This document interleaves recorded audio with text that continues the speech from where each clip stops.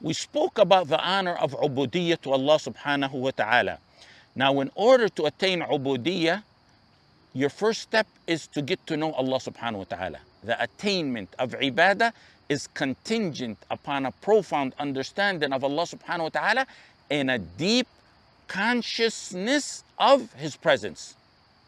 Knowledge about Allah subhanahu wa ta'ala is essential in humbling the heart before Him. Knowledge about Allah subhanahu wa ta'ala attains one a state of ubudiyyah with submission and humility. Let me give you this topic in a way you'll understand it. When you first meet someone, you usually see him just like another person. You may not even pay attention to that individual. But as you get to know this person better, when you learn more about that individual, you learn about skills he has, you learn about experiences, you learn about qualifications he has, or other positions that that person may hold, you begin to respect and admire him. Respect and admiration for that individual grows significantly after you learn about him. When you see someone, you don't know if he's a jahil or a layman or talib ilm or alim, but then you learn more about him. You learn about the shuyukh he studied with, or his credentials, or something he memorized or studied.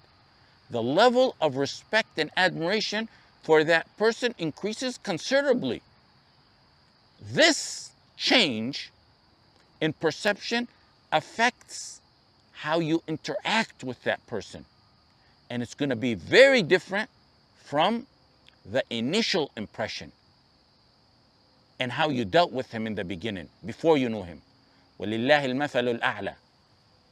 We need to deepen our understanding about Allah subhanahu wa ta'ala because it will enhance our reverence, our fear, our hope, our tawakkul on Allah subhanahu wa ta'ala, along with other aspects of ibadah. You become afraid of an opponent when you realize his strength. You request something from someone after you're aware that they possess what you need. You seek assistance from someone after you know their skills. وَلِلَّهِ الْمَثَلُ الْأَعْلَى. To Allah belongs the supreme example.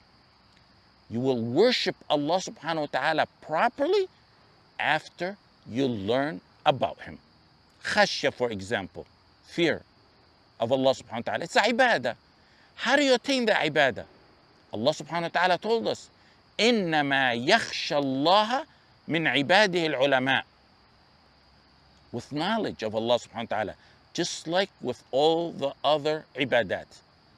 The greater the completeness of knowledge and understanding of Allah subhanahu wa ta'ala, the more profound and abundant the reverence towards Allah subhanahu wa ta'ala becomes. لا تدركه الأبصار, He told us. He told us, ليس كمثله شيء. He told us, ولا يحيطون به علما. No vision can grasp Him. There's nothing like Him. So how do we know and learn about Allah subhanahu wa ta'ala? We, as humans on this earth, have been granted a limited understanding about Allah subhanahu wa ta'ala that our small minds can comprehend. We were granted sufficient amount of knowledge about Allah subhanahu wa ta'ala that's necessary for our existence in this dunya and the performance of our ibadat. Allah subhanahu wa ta'ala and His Messenger sallallahu alayhi wasallam taught us about the names and qualities of Allah subhanahu wa ta'ala. Many people live their lives without truly understanding the simple, basic meanings of many of Allah subhanahu wa ta'ala's names and qualities. Some might go for months or years without using certain names of Allah subhanahu wa ta'ala, and it may be names that they know about. They may not even use them in dua, even though using them in dua increases the likeliness of the dua being accepted. But they don't even use those names when it benefits them. Allah subhanahu wa ta'ala has given us the understanding that we need to know about Him in order to live our lives and to worship Him properly. This understanding is derived in this particular matter that we're talking about from the names and attributes of Allah subhanahu wa ta'ala that He revealed to us. The impact of these names and attributes is evident in His creation. As you delve deeper into the effects of the names of Allah subhanahu wa ta'ala and His qualities and how they affect the world around us, your knowledge about Allah subhanahu wa ta'ala and your iman and yaqeen and ibadah will deepen significantly. Knowledge about Allah subhanahu wa ta'ala and His attributes is not something that can be achieved in a brief discussion or in a single class of aqeedah under an instructor that's trying to teach you the Salaf's interpretations of the names and qualities of Allah subhanahu wa ta'ala. That right there is merely the beginning. That right there resembles a child learning the alphabets as they embark on their journey of reading and writing. Understanding Allah subhanahu wa ta'ala and properly comprehending His names and attributes begins with an aqeedah course that's rooted in the teachings of the Salaf. However, this knowledge is something you will continue to explore and deepen throughout your entire life. Each day, you'll come to see how much you don't know about Allah subhanahu wa ta'ala. It's a lifelong journey of learning that continues until the end of your life. At times in your life, you may encounter experiences that deepen your understanding of a name or an attribute of Allah subhanahu wa ta'ala that you've known all throughout your life. You may have recited that name in every single salah that you performed and every dua that you asked Allah subhanahu wa ta'ala. Yet a particular event in your life can lead to a profound realization about a name or a quality of Allah subhanahu wa ta'ala that significantly enhances your iman. During one of my toughest times, I had a dream about the verse Allahu latifun bi'ibadih, and I mentioned this before in a talk. I'm familiar with the name of Allah subhanahu wa ta'ala, Al-Latif, and the quality. I've known it throughout my life. I studied the tafsir of the verse, and I had extensive reading on that topic. But this dream made me aware of the name Al-Latif. Through the name and the attribute of Allah subhanahu wa ta'ala, Al-Lutf, and the situation that I encountered, I attained an understanding that had previously been beyond my grasp. This experience enriched my iman and enabled me to perceive Allah's lutf in a way I never thought possible. While Allah subhanahu wa ta'ala cannot be seen by us physically in this dunya, the entirety of this universe serves as a testament to His existence, to His qudrah, to the names and qualities that we know about. In everything, in every aspect of existence, there's a sign that points to the oneness of Allah subhanahu wa ta'ala and to His qualities. Like the poet Labid ibn Rabi' al-Amiri said, وَفِي كُلِّ شَيْءٍ لَهُ آيَةٌ تَدُلُّ عَلَى أَنَّهُ وَاحِدٌ. He said, فَيَا عَجَبًا كَيْفَ يُعْصَى الْإِلَهُ أم كيف يجحده الجاحد وفي كل شيء له آية تدل على أنه واحد ولله في كل تحريكة وتسكينة أبدا شاهد. In every moment, in every movement, in every stillness, there's evidence pointing to Allah subhanahu wa ta'ala. He informed us that He has names and attributes the effect of what we see in His universe and creation around us. When people describe someone as being, for example, generous, the description resonates with you more when you see evidence of that person's generosity. If you say he's a millionaire and he's generous, that conveys a message. But when you say he's a millionaire and he gave 75% of his wealth to orphans, or better yet, you see him actually spending that wealth on poor people, digging wells for poor people, building houses for poor people, his generosity becomes more impactful when it's supported by that tangible evidence of that generosity. The more you observe of those acts and the more you witness them firsthand, the more convinced you become that his description of being generous is true. Allah subhanahu wa ta'ala has the supreme examples. Allah subhanahu wa ta'ala told us that on this earth, there's signs for the people of faith to seek and know.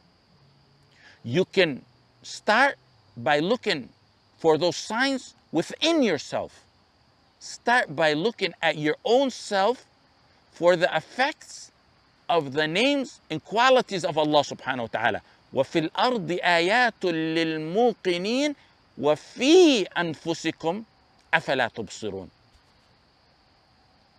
The more we explore and reflect on these attributes, the more we learn about Allah subhanahu wa ta'ala, which in turn deepens our sense of devotion and ibadah in our hearts. We aim to achieve the worship of the heart prior to the limbs.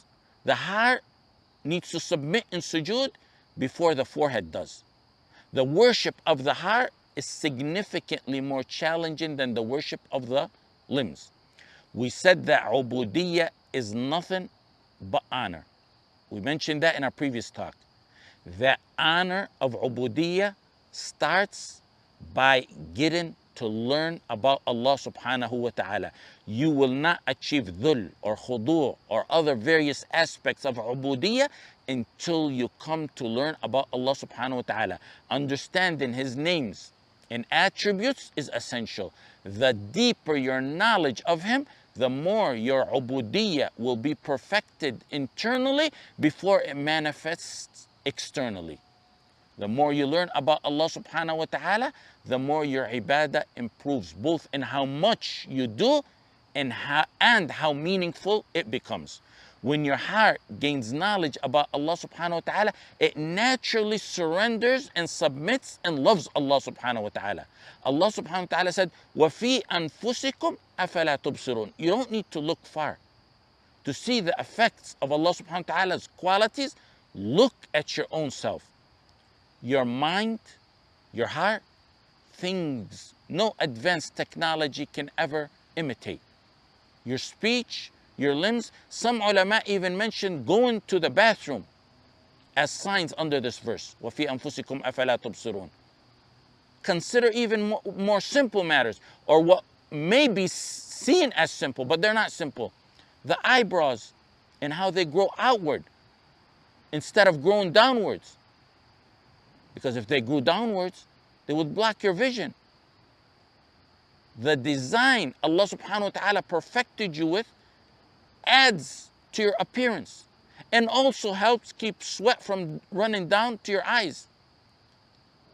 Examine the same verse, وَفِي أَنفُسِكُمْ أَفَلَا تُبْصِرُونَ, from an alternative perspective to understand the impact of Allah subhanahu wa ta'ala on you. وَفِي أَنفُسِكُمْ أَفَلَا تُبْصِرُونَ. Take it from another angle. Reflect on the blessings of your weaknesses to increase your knowledge about Allah subhanahu wa ta'ala. Your weakness, your limitations, your reliance on Allah subhanahu wa ta'ala due to your weakness will help you gain knowledge about Allah subhanahu wa ta'ala. It's supposedly among the sayings of the Israeliyat that Ya insan i'rif nafsak ta'rif rabbak. Understand yourself, you'll understand your creator better. Or man arafa nafsahu arafa rabbahu. The servant is poor. We're incomplete. We're in need. As the servant's awareness of their own deficiencies and flaws and poverty and weakness increases, so too does their understanding of their Lord's attributes of perfection.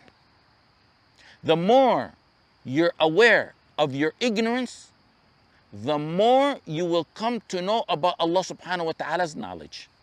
The more you recognize your weakness, the more you will recognize and understand Allah subhanahu wa ta'ala's strength. The more you acknowledge your incapacity, the more you will become aware of Allah subhanahu wa ta'ala's capability. Those who perceive their own humiliation will recognize Allah subhanahu wa ta'ala's honor.